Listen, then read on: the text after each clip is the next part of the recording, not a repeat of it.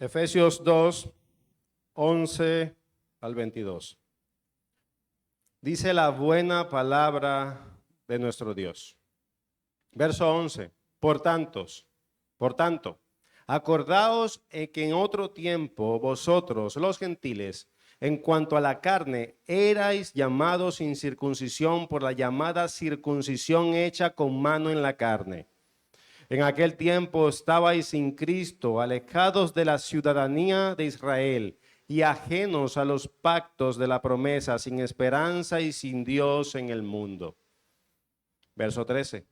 Pero ahora, en Cristo Jesús, vosotros que en otro tiempo estabais lejos, habéis sido hechos cercanos por la sangre de Cristo, porque Él es nuestra paz, que de ambos pueblos hizo uno, derribando la pared intermedia de separación, aboliendo en su carne las enemistades, la ley de los mandamientos expresado en ordenanzas, para crear en sí mismo de los dos uno solo y un nuevo hombre, haciendo la paz. Verso 16. Y mediante la cruz, reconciliar con Dios a ambos en un solo cuerpo, matando en ella las enemistades. Y vino y anunció las buenas nuevas de paz a vosotros que estabais lejos y a los que estaban cerca, porque por medio de él los unos y los otros tenemos entrada por un mismo espíritu al Padre.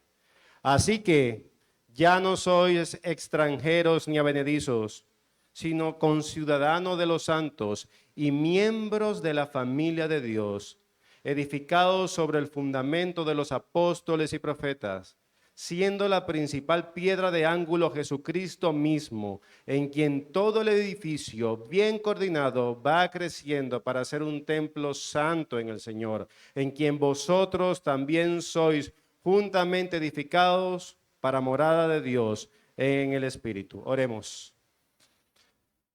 Señor Padre, reconciliador en Cristo, te suplicamos esta mañana, acércanos a tu palabra, danos corazones sensibles, danos amor por escuchar, no permitas que este día sea perdido para nosotros ni para nuestras almas, sino danos oídos profundos a tu palabra, que realmente sigamos viendo las bendiciones que tenemos por medio de Cristo, por pura y mera gracia.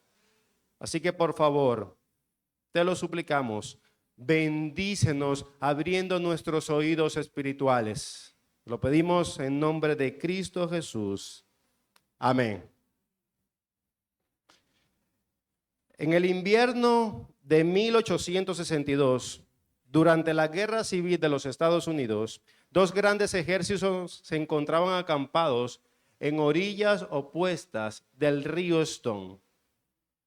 Por un lado, por una orilla, estaba aquel grupo, aquel ejército que querían acabar con la esclavitud en Estados Unidos en ese momento, llamado la Unión. Y por el otro lado, en la otra orilla del río, estaban aquellos que querían perpetuar la esclavitud como modo de vida. Se conocen como los confederados. Y estaban tan cerca los unos a los otros que podrían oler sus fogatas e incluso escucharlo hablar. ¿Y qué hablaban? Se preparaban para una de las batallas más sangrientas de toda la guerra de secesión. La noche antes de la batalla, para levantar la moral de una banca militar, de una banda militar del lado de la Unión, comenzó a tocar canciones patrióticas. Inmediatamente, desde el otro lado del río, una banda confederada respondió tocando su himno de guerra. Imagínense, lo que comenzó como una competencia musical de orgullo y nacionalismo, de repente cambió. Una de las bandas comenzó a tocar una melodía suave y melancólica que todos conocían, llamada Hogar, Dulce Hogar. Cuenta la historia que la otra banda se unió inmediatamente. Y luego sucedió lo impensable. ¿Qué fue?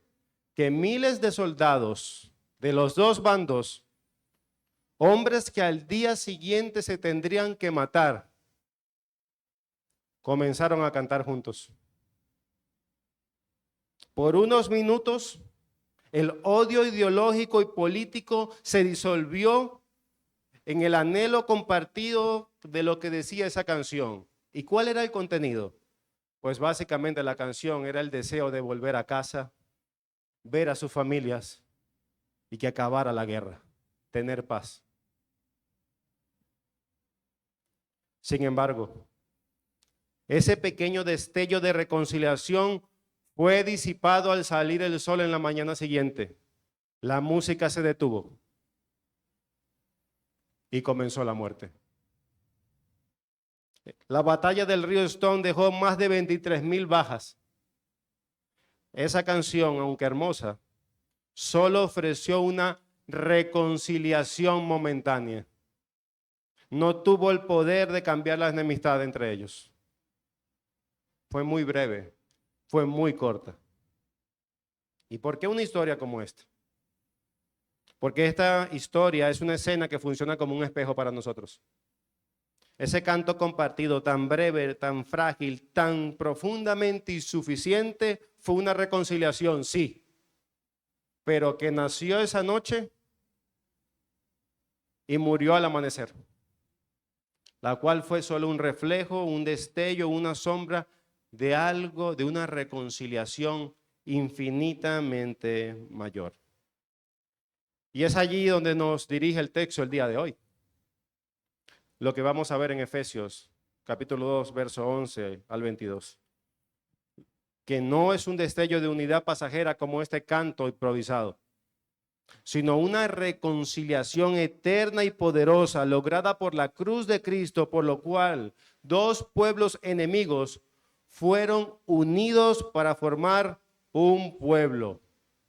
Dos pueblos enemigos fueron unidos para formar una sola iglesia.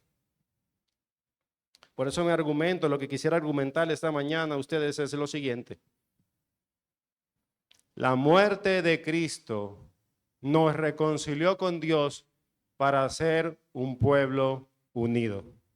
Lo repito, la muerte de Cristo nos reconcilió con Dios para ser un pueblo unido. Y este sermón lo estaremos mirando, estudiando en tres encabezados principalmente. Encabezado número 1. Nuestro pasado era un pasado de separación y enemistad. Punto número 2. Nuestro presente, que es un presente de reconciliación y paz en Cristo. Y número 3, el resultado de esta reconciliación, nuestro resultado en Cristo, un pueblo unido. Y antes de comenzar, me gustaría traer a nuestra memoria lo que hemos visto hasta ahora en las porciones pasadas de esta serie. Encarnando la intención del apóstol Pablo en esta carta hasta este momento, que busca que los efesios conozcan la profundidad de los enormes privilegios que tienen los creyentes, que disfrutan los creyentes por ser cristianos, por haberse arrepentido de sus pecados y creer en el Señor Jesucristo como su Salvador y como su Rey. Y recuerden lo que hemos visto. Hemos sido bendecidos con toda bendición espiritual en los lugares celestiales, ¿recuerdan? Hemos sido elegidos por Dios antes de la fundación del mundo, adoptados como sus hijos, coherederos junto con Cristo, unidos a Él y convertidos en sus poemas, su obra maestra para buenas obras. ¿Lo recuerdan? Amén. Nadie en el mundo, hermano, quiero que esto lo internalices. Nadie en el mundo posee las riquezas y los privilegios que tenemos los cristianos. Nadie. Eso te pertenecen a ti por Cristo. Y lo mejor, sin merecerlo. No nos podemos jactar de lo que tenemos porque no lo merecemos. Así que si algo podemos decir después de haber estudiado juntos estos sermones anteriores, es lo siguiente. Gracias, Señor. Gracias por tu benevolencia inmerecida para pecadores como nosotros, que no simplemente nos perdonaste, sino que nos llamas tus hijos. Y eso es precisamente lo que busca Pablo en la primera sección de nuestro pasaje, y es despertar gratitud. El pastor John MacArthur decía de esto: nada inspira más la gratitud de un pecador redimido que una mirada retrospectiva, que una mirada al pasado del foso donde fue sacado. Así que acompáñenme a mirar ese foso, en donde estábamos profundamente metidos, el cual vivíamos antes de nuestra conversión. Así que vayamos a nuestro primer punto. Nuestro pasado, separación y enemistad. En esta sección Pablo nos recuerda la condición de nuestro terrible pasado antes de venir a Cristo. Y comienza aquí, por tanto, verso 11, acordaos que en otro tiempo vosotros los gentiles, en cuanto a la carne, erais llamados sin circuncisión. Pablo comienza con el conector por tanto, indicando que lo que está a punto de decir está estrechamente conectado con lo anterior, desde el verso 1 hasta el verso 10. ¿Y cuál era el tema de la sección anterior?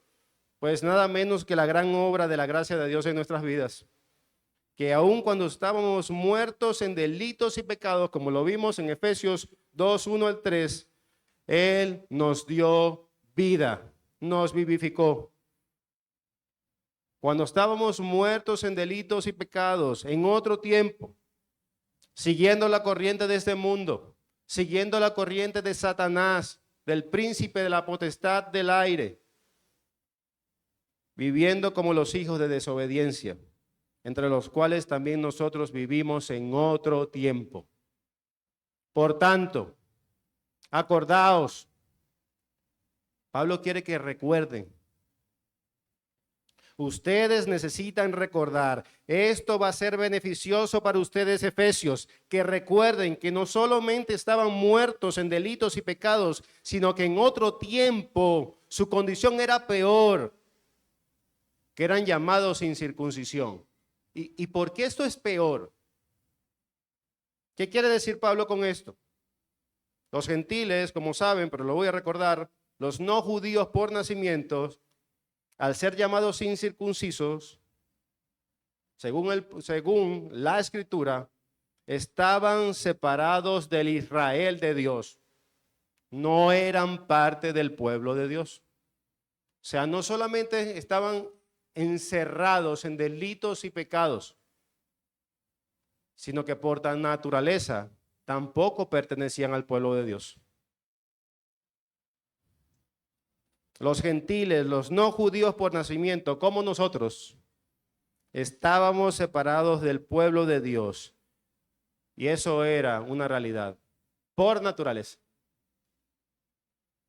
Y aquí Pablo describe que esta separación era doble. Número 1, estaban separados de manera étnica y social.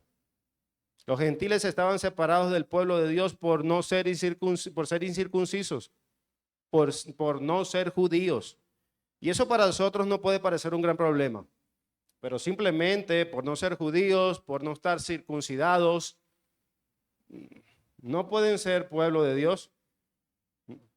Parece que los judíos pueden estar exagerando. No, para los judíos no era así. ¿Por qué? Porque para los judíos ser incircunciso era lo siguiente: eres un hombre incompleto, marcado como un extraño al pacto de Dios. Los judíos habían llegado incluso a considerar a los gentiles inferiores, incluso sin valor para Dios. Para un judío era impensable acercarse a ellos. El simplemente que un gentil te tocara, que pasara su sombra cerca de ti, su saliva, todo lo que tocaba a los gentiles lo contaminaban. Los hacía impuros e incapaces de acercarse a un Dios santo. Ellos eran aislados, rechazados y excluidos del pueblo de Dios por no ser judíos circuncidados. Entonces un gentil jamás, según la percepción judía de ese momento, jamás iba a ser parte del pueblo de Dios. Jamás. Una separación étnica y social. La segunda tipo de separación, separados de manera espiritual. Separados porque no creen lo mismo, no creían que Jehová era Dios. Yo creo que esto es más entendible para nosotros quizás. Verso 12. En aquel tiempo, ustedes gentiles, y la mayoría de la iglesia en Efesios era gentil, en aquel tiempo estabais sin Cristo, alejados de la ciudadanía de Israel y ajenos a los pactos de la promesa, sin esperanza y sin Dios en el mundo. Ustedes gentiles por nacimiento, le estaba diciendo Pablo, recordándole Pablo a ellos, estaban sin Cristo.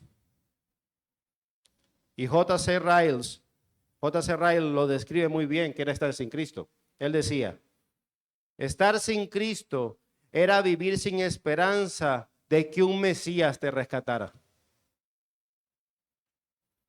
Estar sin Cristo es como estar en un barco que se hunde, sin salvavidas, sin puerto, sin brújula, sin estrella polar. Estar sin Cristo era estar en un desierto árido, sin agua, sin sombra, sin camino y sin guía. Estar sin Cristo es una enfermedad mortal, sin médico, sin medicina, sin consuelo, sin nada. Eso es estar sin Cristo. Alejados de la ciudadanía de Israel. ¿Qué quiere decir esto? Sin derecho a ser ciudadanos de la nación santa. No podría ser parte de la nación santa.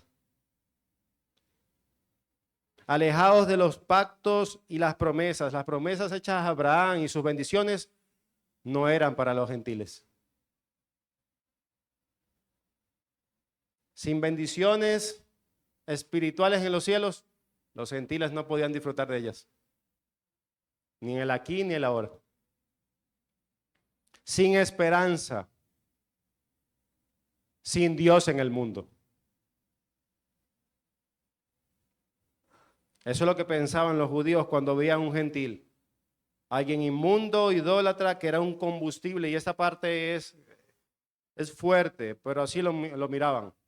Cuando un judío veía a un gentil, pensaban, este gentil fue diseñado como combustible para que el infierno no se apagara.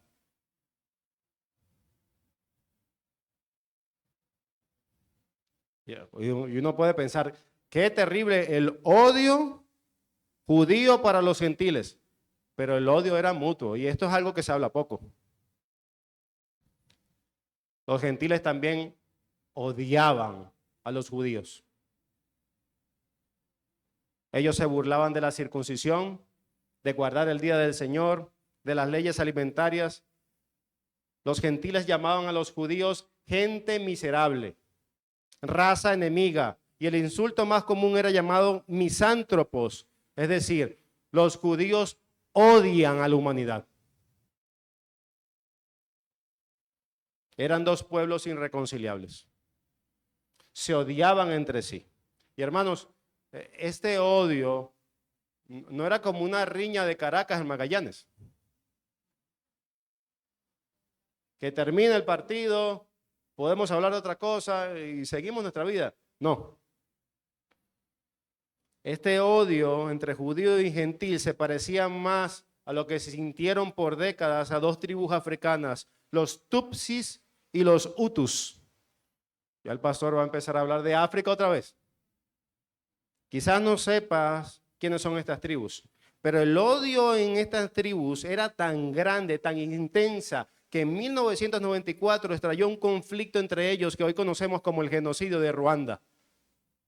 En solo 100 días, por ese odio, se mataron más de 1 millón de personas.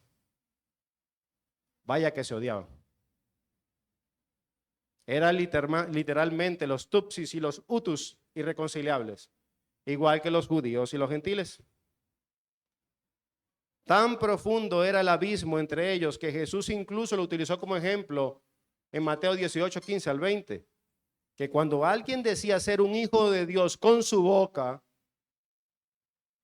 pero se negaba a perdonar a su hermano, se negaba a actuar con sus acciones como un cristiano, Jesús dijo lo siguiente: si no oyere a estos, a los testigos, para que se arrepienta, dilo a la iglesia.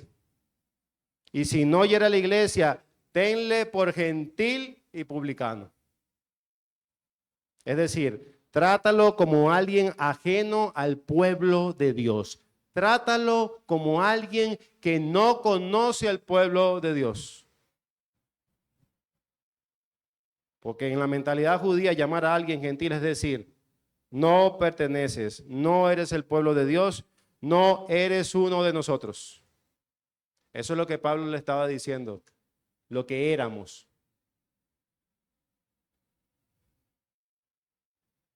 Así que no existía ningún poder humano, ninguna ley, ningún acuerdo diplomático capaz de unir a un judío y a un gentil. Humanamente era imposible. Y eso describe exactamente quiénes éramos sin Cristo. Nosotros como gentiles, y creo que aquí la mayoría, aquí no hay judíos, pero nosotros como gentiles éramos por naturaleza hijos de ira, vivíamos y amábamos estar en nuestros delitos y pecados. Esa era nuestra realidad. Y no es que nuestro futuro fuese sombrío estando en nuestros delitos y pecados. No me malinterpreten. Es que sin Cristo no teníamos futuro. Y no sacaríamos provecho de leer este texto correctamente si no viéramos esto. Nuestra condición antes de Cristo era desesperada. Esta es la condición en la que tú y yo nos encontrábamos. ¿No es así? Estábamos alejados de las bendiciones, sin acceso a las promesas, viviendo sin esperanza, ser rescatados, sin futuro y sin Dios en el mundo. Teníamos un concepto vago de Dios, pero no el Dios que salva, no el Dios de la Escritura. Sin Dios en el mundo, sin brújula. Y aunque nuestra brújula estaba dañada, apuntada a un solo lugar, el infierno. A ese foso del que hablábamos antes, era nuestra realidad espiritual. ¿Qué pasaría si nos quedáramos hasta ahí?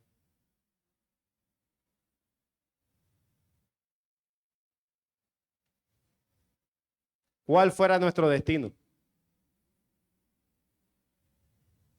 Pero ¿saben algo? Gracias a Dios. Pero gracias a Dios, ese no es el final de nuestra historia. Amén. Cristo descendió en ese mismo foso, extendió su mano y nos sacó para acercarnos a Él.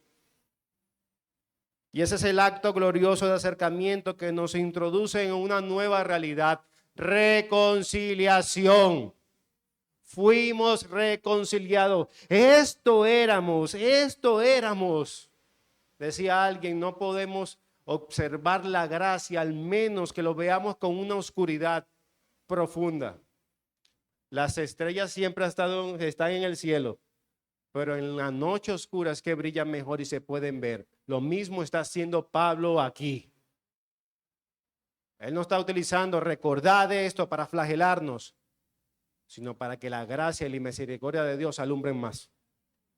Amén.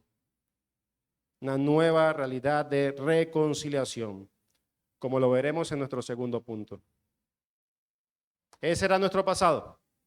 Ahora veremos nuestro presente. Reconciliación y paz en Cristo. Verso 13. Pero ahora, en este tiempo, en este presente, En Cristo Jesús, vosotros que en otro tiempo estabas lejos, lejos de la ciudadanía, lejos de ser el pueblo de Dios, lejos de las bendiciones, lejos, rechazados. Ahora habéis sido hechos cercanos por la sangre de Cristo. Qué gloriosos peros. Lo que Pablo nos tiene preparado en esta carta son gloriosos peros. Decía el pastor Sugel Michelén que cuando veas un pero Dios, detente, porque hay un contraste glorioso ahí. En la sección anterior, desde el verso 1 al 10, vimos que antes que andábamos muertos en delitos y pecados, ¿qué lo cambió? Pero Dios, que es rico en misericordia, nos dio vida juntamente con Cristo.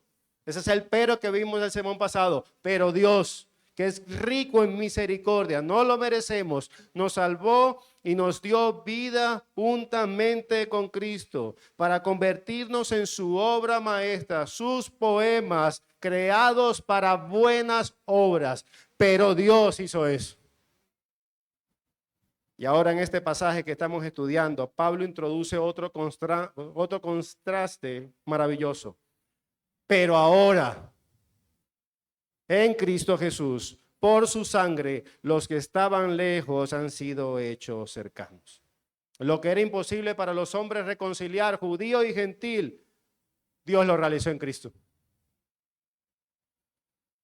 Y esto nos lleva a una pregunta crucial para entender el contexto, el corazón de este mismo pasaje. ¿Cómo pudo la sangre de Cristo unir a dos pueblos que jamás podrían reconciliarse a sí mismos? ¿Cómo la sangre de Jesús hizo algo tan poderoso? ¿Cómo pasó?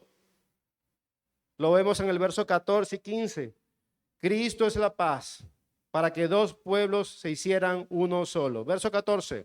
Porque Él, hablando de Cristo, es nuestra paz, de que ambos pueblos hizo uno, derribando la pared intermedia de separación, aboliendo en su carne las enemistades, la ley de los mandamientos expresado en ordenanzas, para crear en sí mismo de los dos uno solo y un nuevo hombre, haciendo la paz. La respuesta a Pablo, ¿cómo lo hizo? Es clara. Cristo mismo nuestra paz, en quien tomó dos pueblos profundamente enemistados y lo hizo uno solo. Ok, pero ¿cómo lo hizo?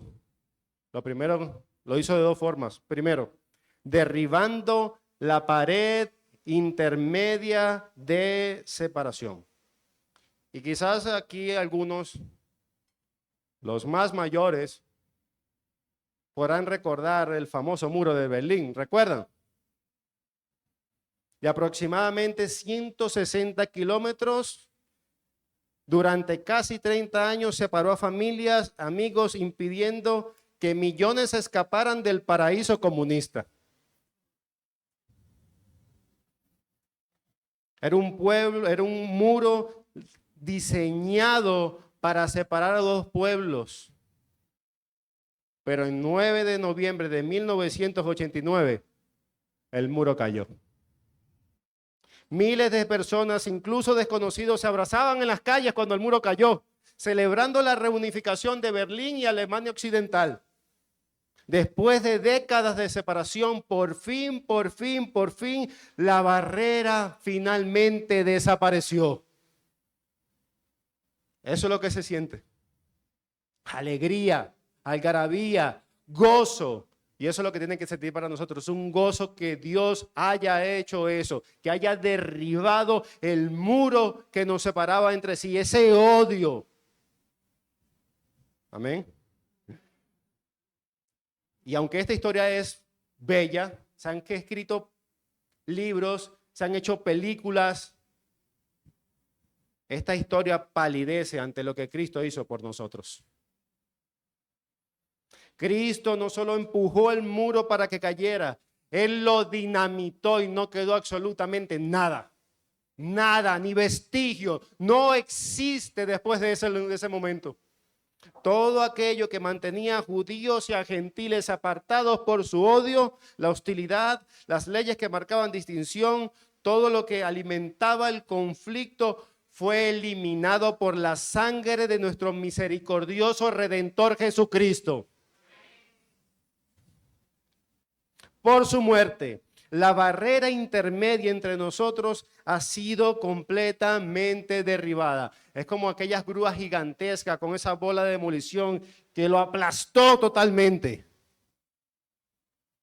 No quedó nada. No quedó nada. Hay una historia también que habla de esta misma realidad, de un soldado israelí que obviamente odiaba a los gazatíes. Y había un francotirador gazatíes que vivía eliminando soldados israelíes. Algo pasó maravillosamente después de ese odio que tenían mutuamente. Y era que años más tarde, por su lado, cada uno se convirtió. Y en algún momento tuvieron que compartir una conferencia juntos en Estados Unidos.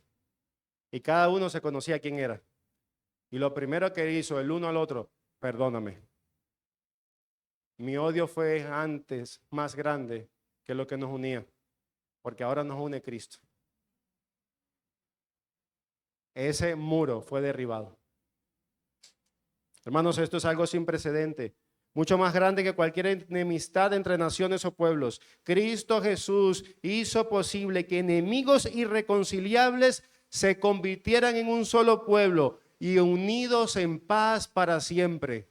Esos dos pueblos tenían identidades, tenían etnias, tenían objetivos, todo eso cambió. Y ahora el único objetivo es el mismo objetivo de Dios. Y ese objetivo es la iglesia. Derribando, lo primero que hizo fue derribar. Y después de ese derribo, como lo vemos ahí, la primera obra creativa de Cristo fue esto, que hizo un nuevo hombre. Derribó, unió e hizo un nuevo hombre para su gloria, para que viviera esta realidad. La otra manera que lo hizo, de que nos reconcilió, lo podemos ver desde el verso 16 al 18. Siendo Cristo el mediador de la reconciliación del pueblo de Dios con Dios. Verso 16. Y mediante la cruz reconciliar con Dios ambos en un solo cuerpo, matando en ellas las enemistades. Y vino y anunció las buenas nuevas de paz, el evangelio, a vosotros que estabais lejos y a los que estaban cerca. Porque por medio de los unos y los otros tenemos entrada por un mismo espíritu al Padre. Y quiero dejar algo claro aquí. ¿Quiénes eran los que estaban lejos? Nosotros, los gentiles, y los que estaban cerca, los judíos. Pero esto no quiere decir que los judíos en ese momento era porque, bueno, por ser judíos de nacimiento tienen acceso al Dios. No. Todo el Antiguo Testamento como el Nuevo, la gente se salvaba por la misma manera, poniendo su fe en Jesús. En el Antiguo Testamento ellos ponían su fe en aquel Mesías que había de venir. Y nosotros ponemos la fe en el Mesías que ya vino. Así que Jesús no solo une a judíos y a gentiles en un solo pueblo. Su muerte en la cruz hace algo aún más asombroso. Nos reconcilia con Dios. Antes estábamos lejos, separados de Dios por nuestros pecados y separados de unos a otros por enemistades profundas. Parecía imposible acercarnos, tanto a Dios como a los hombres, como a los judíos. Pero Cristo, siendo mediador, abrió un camino donde ya no hay distancia. Su sangre nos hace accesibles ahora al Padre y nos permite vivir en unidad con otros creyentes, derribando toda barrera que antes parecía insuperable. En otras palabras, en Cristo, la reconciliación no es solo horizontal entre personas, sino también vertical entre nosotros y Dios. Y ambos caminos se unen en Él. En Cristo se revierte, como lo escucharon nuestro hermano Joel esta mañana, en Cristo se revierte la separación con Dios que ocurrió en la caída con los hombres. Cuando los hombres pecaron, Dios se alejó. Pero por medio de Cristo Dios se acercó. Y esto es algo increíble. Amén. Ahora, donde antes había alejamiento, ahora hay cercanía. Por esta razón es imposible decir, no sé si lo han escuchado, a través de la muerte de Cristo he sido reconciliado con Dios, y amén a eso. Pero al mismo tiempo negarse a vivir en unión con tus hermanos. Eso es imposible. Fui reconciliado con Dios en Cristo, pero me niego a estar junto a mis hermanos, a hacer una familia con ellos. Eso no existe. Eso no es un cristianismo bíblico. No existe. Sáquense eso de su mente si está allí.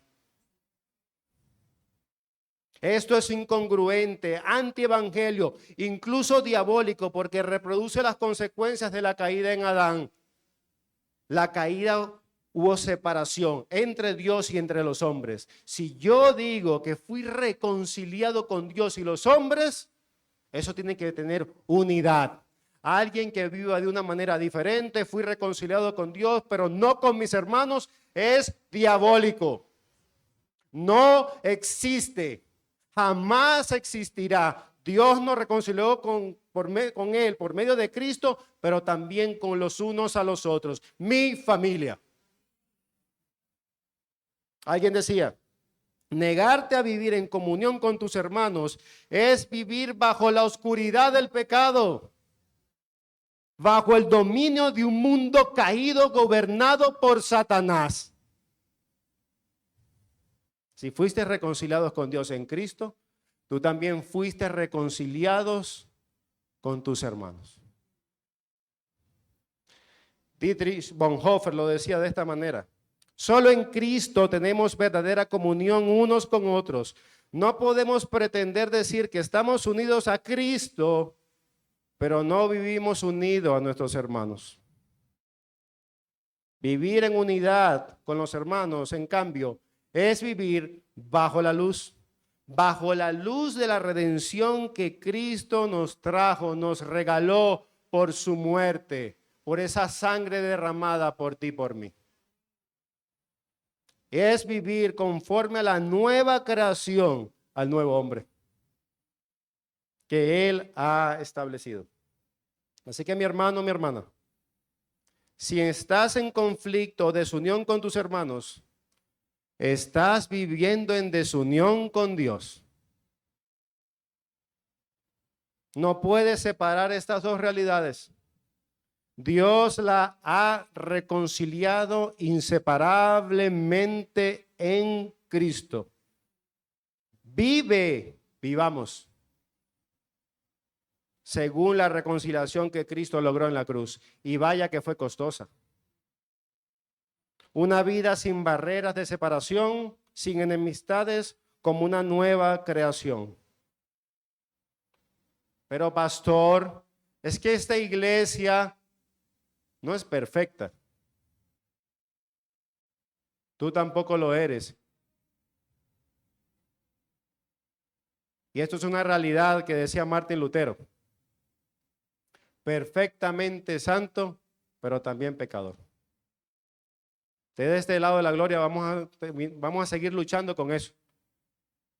Somos creyentes, sí, pero también hay un pecado remanente que tenemos que luchar día tras día, día tras día. Así que no permitas que tu pecado remanente dibuje algo diferente de lo que la Biblia dice. Tú has sido reconciliado con Dios y también con tus hermanos. Y Pablo quiere aterrizar para nuestro beneficio, para el beneficio de los efesios, cómo se ve esa unión, cuáles son las marcas evidentes, cómo lucen los dos pueblos cuando son unidos a Dios y entre sí. Y es lo que nos lleva a nuestro punto número 3. Nuestro resultado en Cristo, un pueblo unido. Pablo quiere mostrar cómo luce en la vida práctica, cómo luce, cómo se ve, cómo se toca, cómo son ese pueblo que ha sido reunido, que ha sido reconciliado con Dios y entre sí. Y lo ilustras de tres maneras poderosas, vívidas. Y es como se ve esta unión, esa reconciliación, lo que ahora es la iglesia. ¿En dónde? En el mundo real. No solamente los domingos, sino todos los días. ¿O tú eres cristiano nada más aquí? Tú eres cristiano de lunes a lunes y hasta la eternidad. Número 1, la iglesia es una sociedad redimida. Verso 19. Así que ya no sois extranjeros, ya no estás alejados, sino que ahora son conciudadanos de los santos. Ahora son pueblo de Dios. Gloria al Señor por eso. La iglesia es una sociedad redimida y sus ciudadanos son santos de todas naciones, lenguas, tribus y pueblos. Y ante nuestras diferencias eran claras. Si había un judío y nosotros los gentiles, obviamente que habían diferencias marcadas, como lo dijimos hace un momento. Pero hoy ya no las hay. Ya no hay extranjero. Todos compartimos la misma ciudadanía del reino de Dios. Y nuestra iglesia en Caracas es como si fuese una embajada del cielo. Y es que las iglesias son eso. Embajadas del cielo. Ciudadanos de distintas naciones, colombianos, venezolanos, peruanos, dominicanos, que se unen bajo la misma identidad principal, ciudadanos del reino. Aquí no tenemos que tener miedo a ser perseguidos por la migra, porque ya no somos inmigrantes,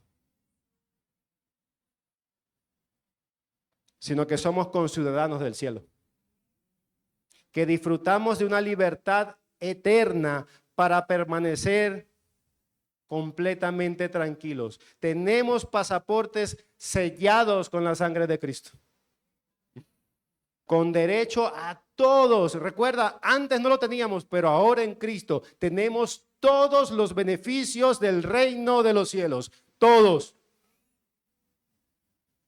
Tenemos todos los beneficios del paraíso en la nueva creación. Por eso podemos compartir un café, invitar a otros a nuestra casa, hospedarnos en la casa de otros, porque la gracia de Dios nos ha hecho uno en Cristo. Y cuando otros nos vean, cómo luce esa cercanía, mira cómo se relacionan ellos, míralo, hay algo diferente en ellos. Pues esto debería ser un adelanto. ¿Saben qué es un tráiler? Un adelanto de una película. Nuestra vida comunitaria debería ser ese adelanto real de lo que vamos a experimentar en el futuro, específicamente en Apocalipsis 5, cuando es la reconciliación perfecta de los pueblos y las etnias. Así que permítanme leerlo. Digno eres de tomar el libro y de abrir sus sellos, porque tú fuiste inmolado y con tu sangre nos has redimido para Dios de todo linaje y lengua y pueblo y nación. Y nos has hecho para nuestro Dios reyes y sacerdotes y reinaremos sobre la tierra. Amén. Eso es lo que tenemos que reflejar en nuestras relaciones interpersonales. Una comunión de esta manera pagada por la sangre de Cristo. Nuestra iglesia deja así una embajada del reino, un reflejo vivo de la reconciliación que Cristo ha traído, donde todas las barreras caen y donde todos somos uno en Él. Número 2, otra poderosa imagen de cómo debemos lucir. Debemos lucir como una familia. La iglesia es una familia. Y lo vemos en el mismo verso 19. Pablo nos recuerda que somos miembros de la familia de Dios. Y de todas las ilustraciones que Pablo utiliza aquí para describir la iglesia, esta quizás es la más familiar. Pero paradójicamente, es la que más nos cuesta vivir. Y te voy a mostrar con una pregunta. Imagínate que estás en tu casa un domingo en la noche y obviamente tienes que hacer algo en la semana que viene, sea trabajar, sea estudiar, llevar los niños al parque, asistir al día de comunidad si tienes niños, hacer mercado, lo que sea. Quiero hacerte esta pregunta. ¿Cómo construyes tu agenda de la semana? ¿La construyes pensando en pasar tiempo con tu familia en la fe? ¿O solo compartes con ellos cuando tu propio y diminuto reino está bien atendido y queda algo de tiempo libre? ¿Cómo planificas tu agenda? Porque la verdadera familia de Dios se refleja cuando velamos intencionalmente por las necesidades de los demás. Intencionalmente. Y podemos cambiar esa palabra intencionalmente por intencionalmente sacrificial. Intencionalmente quieres cubrir las necesidades físicas, emocionales o espirituales. Porque así luce una familia. De hecho, si eso no pasara en una familia cercana a nosotros, diríamos, esa familia tiene problemas, ¿cierto? No, ellos no se hablan, esa familia tiene problemas. No necesitamos que nos expliquen mucho. Que dos hermanos de una familia no se hablen, hay un problema. Cuando abrimos nuestro hogar, nuestra vida y nuestro corazón para que otros conozcan a profundidad, estamos reflejando la unidad del reino de Dios. Eso también lo hace una familia. Abrir nuestra casa, nuestro corazón, para que nos conozcan. Ser vulnerables.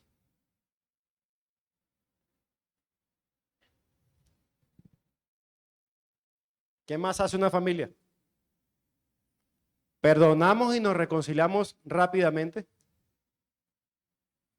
Cuando surge un conflicto, un roce con un hermano, con una hermana, buscamos restaurar la relación rápidamente. O ponemos barreras que Cristo derribó. Ponemos un muro alto otra vez. Que ella o él venga primero. Él o ella fue que pecó. Y no mires esta lista con un corazón autocompasivo. Sí, es verdad, nadie hace esto por mí, pastor. Esto es tu agenda. Estamos hablando de tu agenda, de nuestra agenda para con los demás.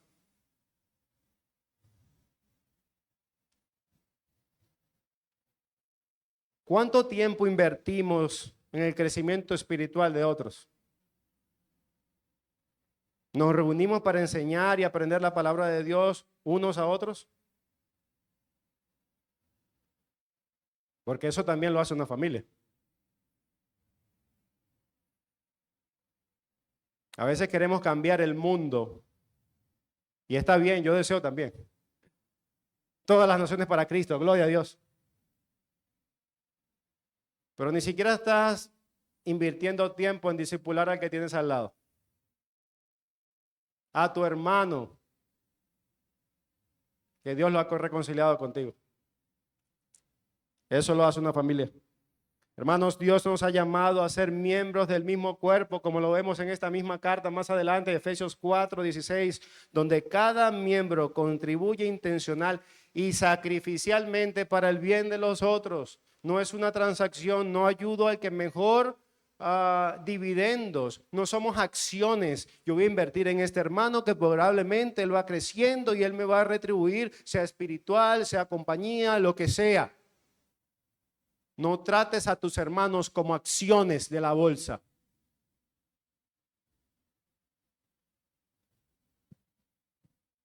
Es más, dedica tiempo a sabiendas de un hermano que no te va a devolver nada.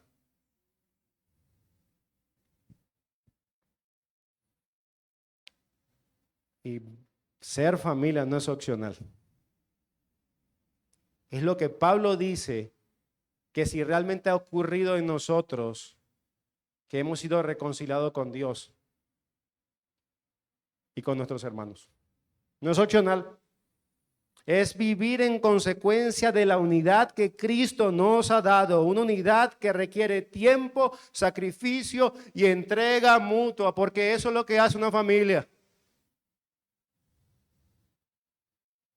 Y por último, Pablo nos dice también, nos comunica, hace esta última ilustración desde el verso 20 al 22, que la iglesia es una casa, un templo. Verso 20, edificado sobre el fundamento de los apóstoles y profetas, siendo la principal piedra de ángulo Jesucristo mismo, en quien todo edificio, o todo el edificio, bien coordinado va creciendo para ser un templo santo en el Señor, en quien vosotros también sois juntamente edificados para morada de Dios en el Espíritu. Hermanos, la iglesia tiene un fundamento sólido. Los apóstoles y profetas, es decir, todas sus enseñanzas aprobadas por Dios. En otras palabras, la Biblia. Fundamento sólido. Y sobre estas escrituras se edifica la casa de Dios, guiada por la enseñanza de la palabra de Dios. Y la piedra angular de esa casa, que sostiene todo, es Jesucristo mismo, quien nos redimió y nos une con Dios y en un solo pueblo. Y ese edificio, alguien decía, este es un edificio raro. ¿Por qué? Porque es un edificio que crece. Es un edificio que se edifica, que no para de crecer. ¿Y cómo crece ese edificio?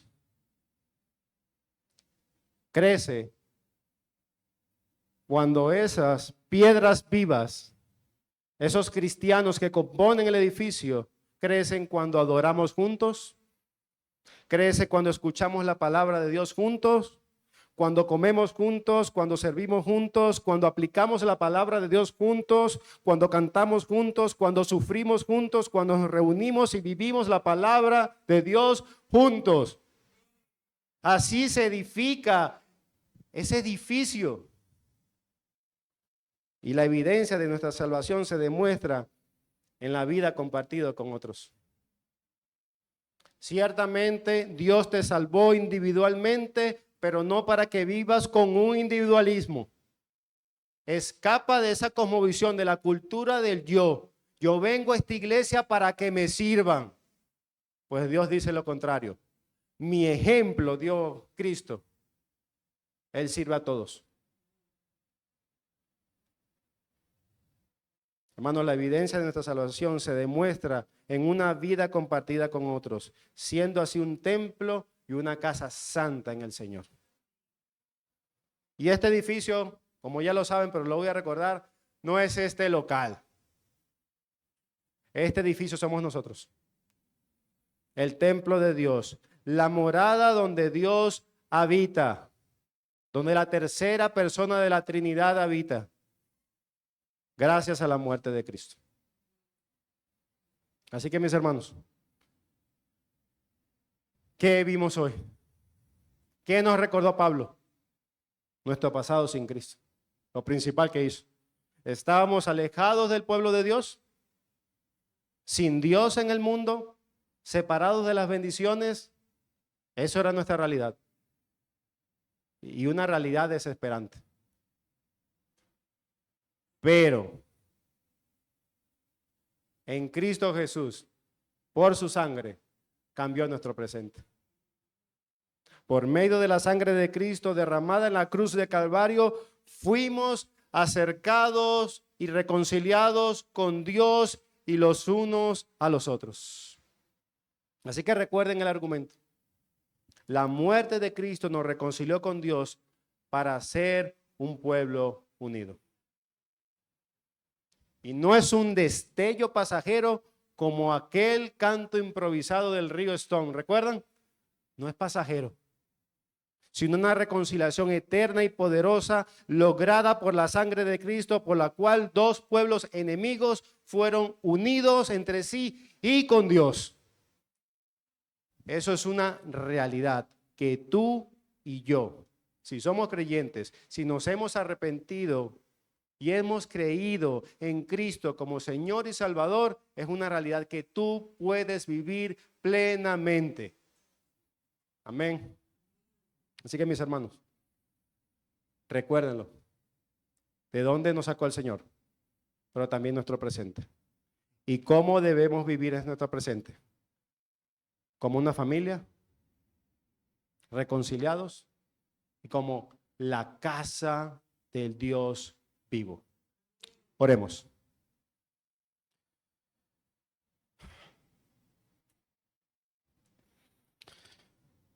Señor, gracias, gracias, muchas gracias. Que aún estando antes lejos y sin esperanza, nos hiciste acercarnos por la sangre de Cristo. Gracias porque derribaste toda enemistad y nos hiciste un solo pueblo, una sola familia y un solo templo donde tú habitas. Ayúdanos a vivir en esta nueva identidad, en este nuevo hombre que ahora somos. Te lo pedimos en nombre de Cristo Jesús. Amén.